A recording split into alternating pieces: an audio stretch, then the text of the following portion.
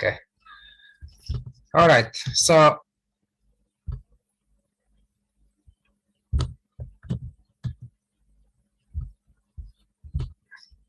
is it recording now? Did it warn you it's recording? Okay, good. Okay, so sorry about a couple of technical difficulties. So hello everyone, my name is Ilyan Iliev. I'm a course convener for the MSc in Physics and Astronomy at Sussex. So what the point of this meeting is, it was basically to inform you of some of the things that we do at Sussex, give you some information about your degree, and if you haven't made decision yet, obviously to have more informed decision. And of course, most importantly, to let you ask questions about any questions that you may have about your degree. So we'll have time for questions. You can ask them anytime in the chat, and of course you can just switch on your voice and ask them like that as well. And of course I'll try to make sure I answer all the questions. And so while I'm talking, obviously I may not see some of, but I'll do that at the end.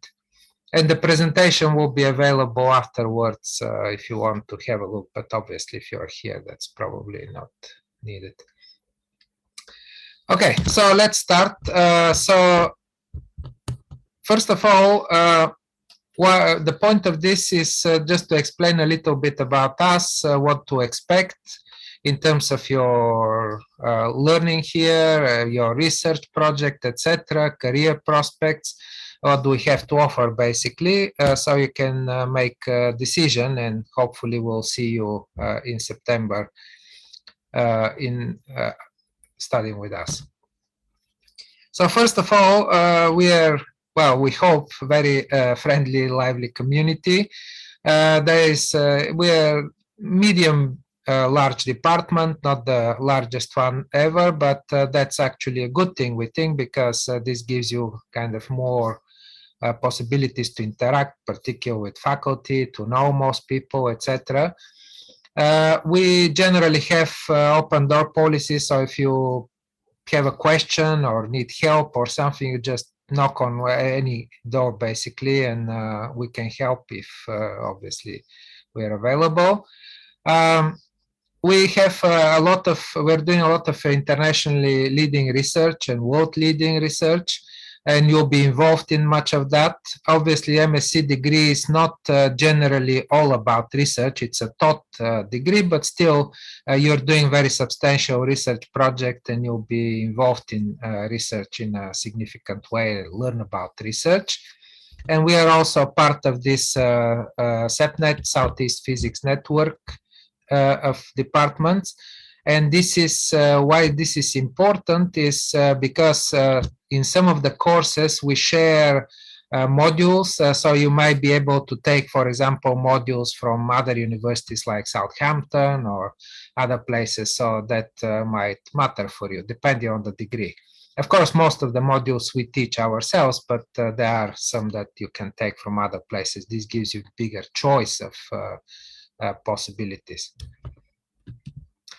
Okay, so why astronomy and cosmology? This is a bit more specific because this is my own area, but of course that's also true for any other area that I might be a bit less familiar with. But we do a lot of world-leading research with particular focus on the early universe, galaxy formation, and evolution, when we do both numerical, theoretical, and observational work. And we also collaborate throughout the world with many places and very big projects and surveys like the Square Kilometre Array, Dark Energy Survey, and Virgo Consortium in Computing. So why physics? Well, again, the same. We do a lot of great research. There are very big labs in many areas, or some of the projects, of course, are more theoretical. For particle physics, of course, a lot of the research is done at CERN and other places like that. And examples, of course, include quantum information. This is a relatively new MSc degree, which is a fairly unique one. We also have involved in all the top particle physics experiments at CERN and elsewhere, and generally do a lot of very good work in all these areas. And there is also a dedicated computer lab for MSc students and other facilities, so you'll be able to work there. It's basically specifically for you. I mean, for the MSc students, not any one person specifically, but yes. So here are, well, some quotes basically from former MSc, now in cosmology. But basically, a lot of people are quite happy with our degrees, continue to do other great things, which I'll come back in a moment. But just to give you some example, and you'll be able to talk with current and former MSc students if you're interested, just let us know and we can contact you, make contact between you. You can ask questions from kind of more student perspective than us. Okay, so for the teaching and support, well, this is obviously very important. It's a taught degree, so a significant fraction of it is taught courses. So we do a lot of, well, hopefully great teaching based on leading research. We have state-of-the-art observational computing facilities, labs, depending on the degree. Obviously, some degrees use labs more than others. We have on-campus computing facilities if you need them. So the more computing projects will be using these big clusters that we have. Others may be using more kind of local facilities. Again, open door policy, so just come and talk with us whenever you have a problem, whenever we can help. And we also have a dedicated careers advice. We have careers officer who can help you, get you in touch with various career choices, give you information, help you out in your future development. So for the research project, this is actually quite fairly unique actually, and it doesn't exist in everywhere. This research project is very substantial here. Even though it's a taught degree, research project is actually half of all the credits that you'll be getting throughout your degree. And of course, you have a dedicated supervisor, particular project to do. Projects could be theoretical, could involve simulation, or could involve various kinds of data reduction or data collection in labs and so on. And of course, many students also continue into further studies for PhD, but that's obviously up to you. You have to decide and, well, apply. Many other students, again, I'll give examples, but go into things like data science and various other areas where this kind of degree is useful. So back to the career prospects, because I'm sure that's high on your mind very often. So what kind of things you can do? So just some examples. Obviously, it's specific to every person, but many people go on to work in data science. Some people go to work on research, teaching of various kinds, information technology more generally. Financial services used to be more popular, maybe nowadays a bit less, but still that's the thing that you basically learn how to do. Not specifically financial things, but you learn how to model, how to understand what's important, how to make a good representation of some kind of system on a computer or otherwise. So examples, basically data analysis, computer programming, software development, teaching, all these kind of careers are available, and many people have done them before, so we know for certain that this is a possible option, depending on your inclinations, obviously.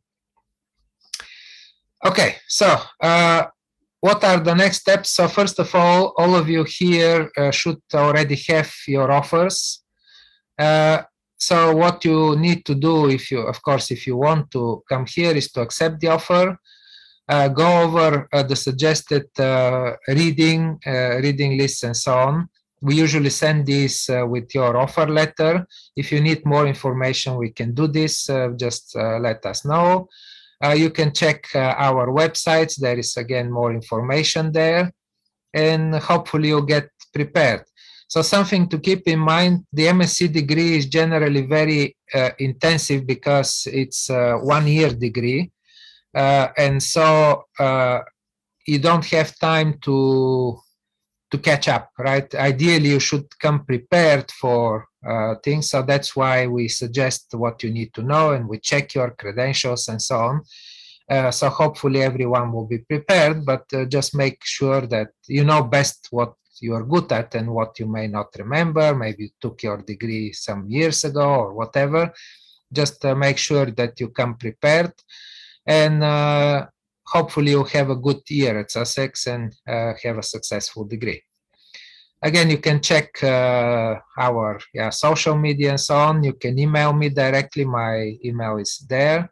You can also email any of the MSc conveners in the other areas. I'm overall MSc convener for the department, but also more specialized in astronomy and cosmology. If you are more interested in, say, particle physics or something else, obviously you may have more specific questions for those MSc students, for those MSc conveners. All right, so that's it. Thank you. And do you have any questions now?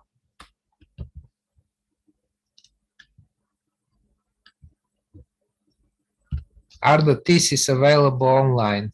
Yes. I think some examples might be available. Generally, I think many are probably in the library. We don't specifically put them online, but they need to submit them to the library, and library generally makes them available. So they should be available, yes. At least the PhD theses. I'm not sure MSc theses go to the library. We'll have some examples, obviously. We don't necessarily put them online because there are all sorts of data protection issues and so on. We need to ask permissions and so on. It's not completely straightforward, but it's possible to see some examples. Of course, when you are writing the thesis, you have also very detailed instructions, templates, and so on, how to do this, and a lot of information on how this needs to be done. Supervisor detail. Well, supervisors are assigned when you come here. They're not assigned beforehand. So if you need someone's detail to put on the form, you can put mine for the moment. Just let me know what you need and we'll sort it out. But the actual supervisor gets assigned during the induction week, the week before the term. That's just how it works. Everyone needs to put their choices down, and then we sort out to make sure they get the right supervisor and so on. But it's not assigned beforehand normally. And for any issues with visas and everything else, just let us. Or you can use department head, sure. Head of school or department head, that's fine, yes. And all the information details should be on the website. If they are not, well, let us know if it's missing anything, but I think everything should be there.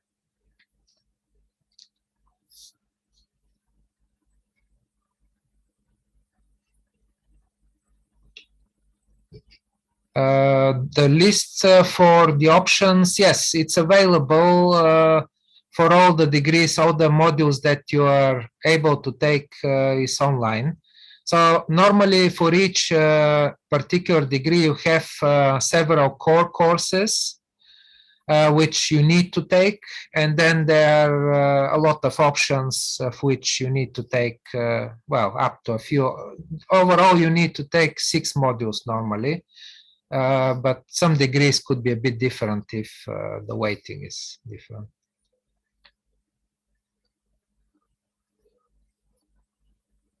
Timetable, well, it will be available, but first of all, it's not yet done because they're still working on it. It will be available sometime in August.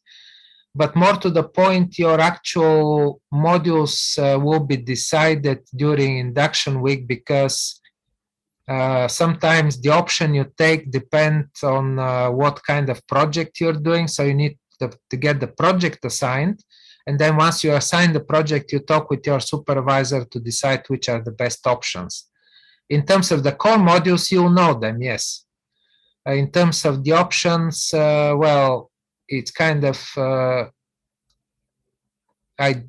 well, you can decide on options beforehand and you'll get them, but they may or may not be the best for your particular project, because it's not assigned yet, right? So.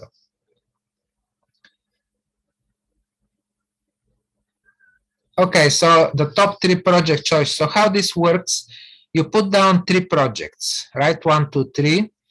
And then all these forms come to me, and then I try to assign them to, and of course, I'll do everything possible to assign your top choice. Now, why doesn't it always work is because if you have, let's say, 5 people asking for the same project, that just doesn't work, right? You need to, I mean, this won't be good for anyone, neither for the supervisor nor for the students. They cannot get the attention, so nobody gets 5 MSc students.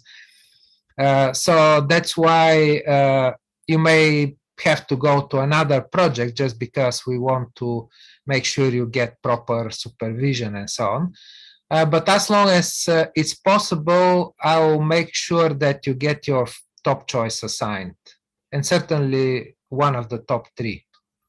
But that's why you need 3 choices, because I cannot always guarantee. I mean, if too many people want the same projects or the same supervisors, then it gets complicated. Okay, so how many, you mean how many modules? Okay, so how this works is normally you take either 3 modules in the autumn, 3 in the spring, or 4 in the autumn, 2 in the spring. That's the standard way. Obviously, if you're part-time, then it works a bit different, but so either 3 plus 3 or 4 plus 2, so that you have more time to work on the project in the spring. Yes, we have research seminars. They're done by group, so it depends on the group you are in. So, for example, for astronomy, we have several seminars going on. There is informal one, there is a formal one, and then there are some also journal groups where they discuss papers and so on. But again, depends on the particular area. I'm sure the other groups do the same, but I'm not in those groups, so they need to tell you the details. But yes, and in terms of other social life, of course, it's mostly student organized. They themselves organize a lot of things. It's not up to the faculty to organize the students' social life, right?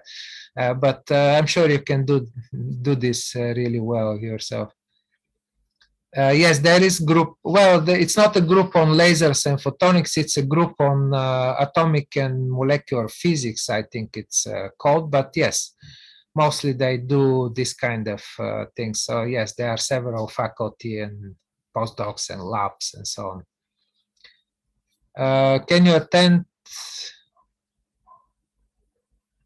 Oh yeah, absolutely. You can attend whatever you want. If your interests are in particular area, you can attend whatever you like. Obviously, you need to make sure you are on the distribution list so that you get notices that these things are happening.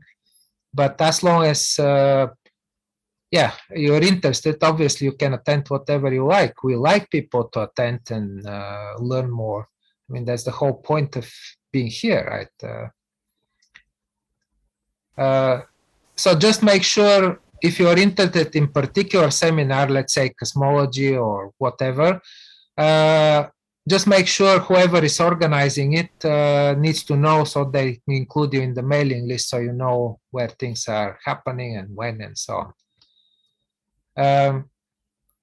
Well, just ask me or ask any faculty in the respective group, and you'll find out. I mean, we don't know necessarily who is organizing it next year, but usually the postdocs organize this kind of things, and then yeah, they put mailing list and notify everyone a few days before things are happening.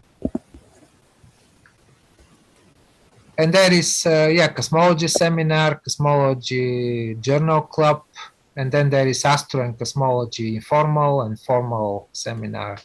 So there is lots of things happening and the other groups as well. Can you take an optional? Yes. Normally you can take optionals. MSc in physics actually has the most flexibility because there are no normally core courses. Now, of course, depends on your degree you are taking, not degree, the project you are doing, because some modules might be more useful for your project. So you need to discuss this with your assigned supervisor when that happens. But in principle, yes, there is flexibility. For the options, there is a lot of flexibility to take different things. You need to have the prerequisites. So if you're not ready to take particular module, may not be a good idea necessarily, but you are not forbidden to anyway.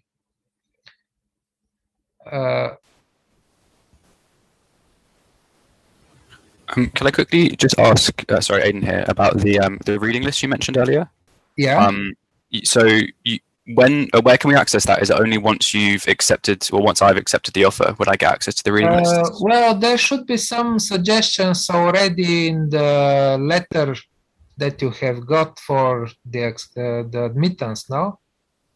I didn't notice anything. Maybe that's because I was just doing the master's, the standard physics one, rather than a specific. Could be, because the physics one is more flexible, so there might not be specifically suggested literature. But if there is an area that you are specifically interested in, say, I don't know, astronomy or particle physics or whatever it is, just let us know and we can suggest things. And it could be also some things that, I mean, if you don't feel, I don't know, most comfortable with, say, I don't know, quantum mechanics or something, you may want to refresh that or something like this, depends on. But there are reading lists for every particular area, and we can, yeah, suggest you some books, depending on, of course, what you are interested in. I mean, otherwise there will be too many. Yeah. Okay, thank you. Yeah, because I'm in the situation where it's been like 2 years or so since I completed my course. So yeah, if I contact and ask about the specific modules that I'd like to take, for example, I can catch up. Amazing. Yes. Thank you very much. I mean, generally, you need to be well prepared for the basic physics courses. So mechanics, quantum mechanics, electrodynamics. These are pretty much necessary for everyone, whatever you do. And then, of course, there could be some more specific one depending on, well, the area. So that needs to be. Okay, so supervisors and projects, I see several questions. So how this works, let me explain again. Maybe I didn't explain too clearly, but first thing, when you arrive, there is induction week, right? So for 1 week, you get a lot of information, what's going on, how things are going to be. And during that time, you fill in a form where you have 3 project choices. Of course, the projects available are already on the website. They might be still being sorted out in the details, but mostly they are there. And so you can start thinking about it, but you fill in this form, and then it comes to me, then I assign the projects, of course, with supervisors, and then you go talk with your supervisor to discuss the details of what modules to take, what are the best things for you to prepare for your project, and so on. And all this happens during the induction week. So this is the week before the term starts, which I think is mid-September, roughly. You can contact supervisors for information anytime, and I actually encourage this because sometimes they may give you more, well, very often they'll give you more information about what's required for their particular project to see. For example, there might be I don't know, a lot of coding involved or something else, right? So if you're not comfortable with that, obviously you may want to consider a different project. Or if you really love that, then maybe that's what you want to do. So it's good always to talk with the prospective supervisors. The actual supervisors will be assigned during the induction week, but by all means, talk with prospective supervisors, contact them right now. Of course, many people at the moment could be on vacation and so on, so make sure you do this early so you get a reply. And if you don't, well, if you're not sure, then contact me and I can direct you potentially. So limit of number of students, yes, normally there is limit just because there is capacity for everyone, including the supervisors. So we try to not have too many students for particular supervisor, because then the quality of the supervision may suffer, right?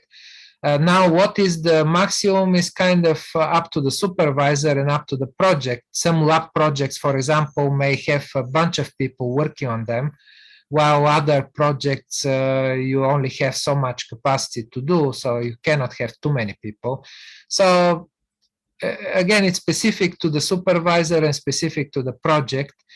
So I wouldn't, it's normally not just one, right? But it cannot be infinitely many either. So it's a trade-off always. You need to talk with the supervisors and make sure you are a good fit and this is what you want to do. And then hopefully we can assign the correct projects to everyone. A review project thesis, I'm not sure what this means. You mean literature review or what?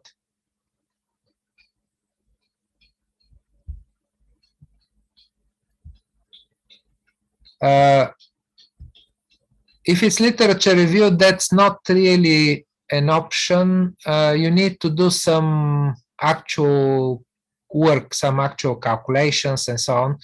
With just literature review, it might pass kind of, but may not. It's not ideal option. We just normally don't recommend it as a option unless, yeah, it really gets to that.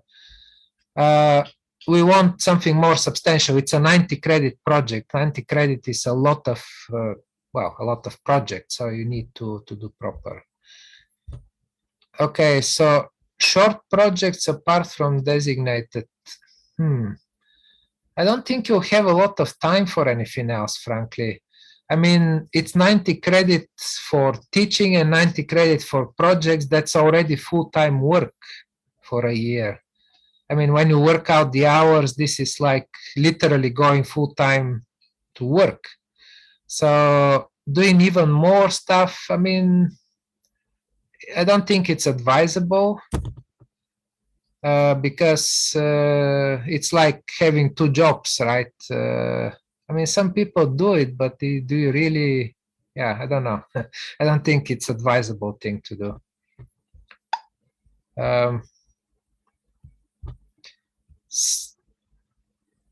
So how many hours of lectures? Well, depends on the module, but normally, as I said, you're taking each term, you're taking either 3 or 4 modules. Each module, typical, I mean, they vary module to module, but the typical structure is 2 lectures, 1 workshop per semester, per week. So let's say you're taking 3, which is kind of typical, then this will be 6 hours of lectures, 3 hours of workshop. If you're taking 4, obviously, yeah, it's more. Are the lectures expected to be in person, right? Well, at the moment, they're usually blended. So we do person and online. Of course, the university may change that. So I don't know what are the rules for next year. They used to be all online, obviously, during the pandemic. Now it's not. Now, definitely, you can attend. Do you need to attend? We'll have to see. I mean, we try to at least record them, if not broadcast them, at least record them and put them online. So that always pretty much happens. But generally, the advice is if you can attend, you should, because you get more if you are there in person. Of course, sometimes things happen. I mean, some of you might be working or doing something else, especially part-time students. So we are acknowledging this, and we are making it possible to listen afterwards, but then you can't ask questions easily. It's more difficult generally to do this way. So if you can attend, it's advisable to do so, would be my advice. And of course, you can interact with your fellow students, which is another great way to learn. And if you're not there, obviously, it's much more difficult to interact with anyone. How many days of week the lectures will be? Well, I cannot tell you for the moment, unfortunately, because it depends on your schedule.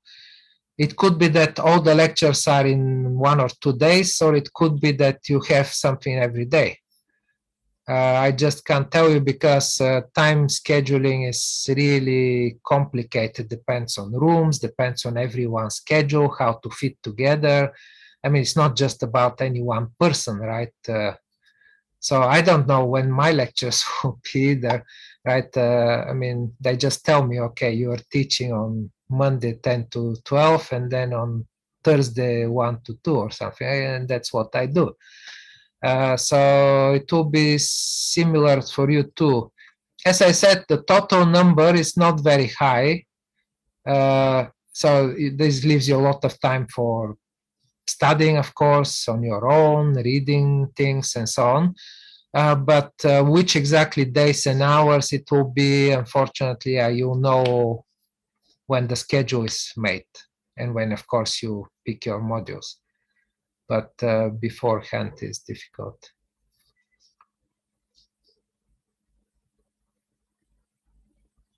I think when you register, you get it right away, because that's how.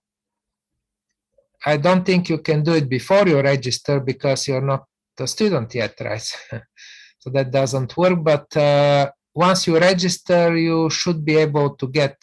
So normally you get 2 addresses, which are actually kind of aliases to each other. One is your full name, and the other is your university login name, which is some kind of short, your initials plus some numbers, things like that. But you get that when you register, I believe. And then, of course, you get account for the systems, and you can log into our computers and get information on our internal websites, etc. Get books from the library and all these things. But you need to register first, and once you register, you should be able to do that.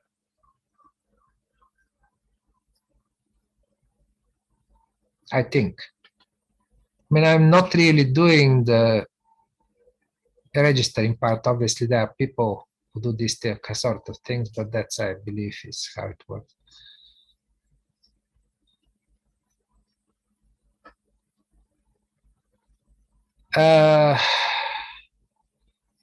Yeah, please try not to give all your choices for one professor, because this makes assigning projects really complicated, and you may not get what you want. So please try to choose different things if possible, because that's kind of almost like cheating the system. And if everyone does that, I mean, imagine 5 people pick all 3 projects from the same professors. I mean, he cannot take 5 people, and then what do I do with the other ones that don't get taken, right? It's complicated. So please try not to pick the same professor for all projects. So 3 projects, 3 professors, yeah, sure, that's fine, and you'll probably certainly get one of the 3. That's pretty much given. I'll try to assign the top one, but again, there are some constraints, so I need to worry about that.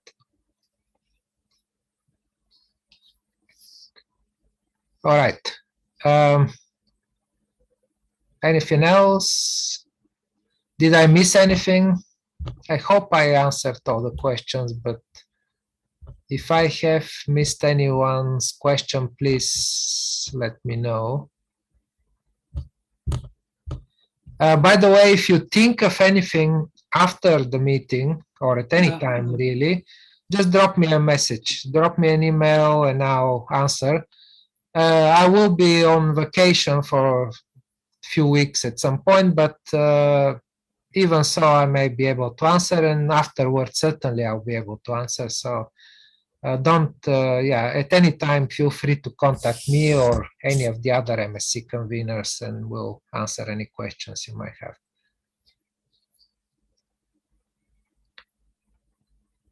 Okay, well, thank you, everyone. I don't want to waste your time if there are no more questions, but I hope, it was useful or at least somewhat informative. And again, it will be recorded, it will be put online, it's recorded, it will be put online, and then if you have any additional questions, just contact us and we'll answer to them. If there are administrative questions, you can contact the relevant office as well, the university, say about visas or anything like this, because they are dealing with these kind of things. Okay, thank you very much, and I hope I see you all here. And during the induction week, hopefully we'll meet in person. Okay, thank you very much. Have a good day, good summer. Get prepared for your degree and get some rest if you can, because it will be intensive year, but hopefully useful one. Thank you very much. Sure, thank you. Thank you all. Bye.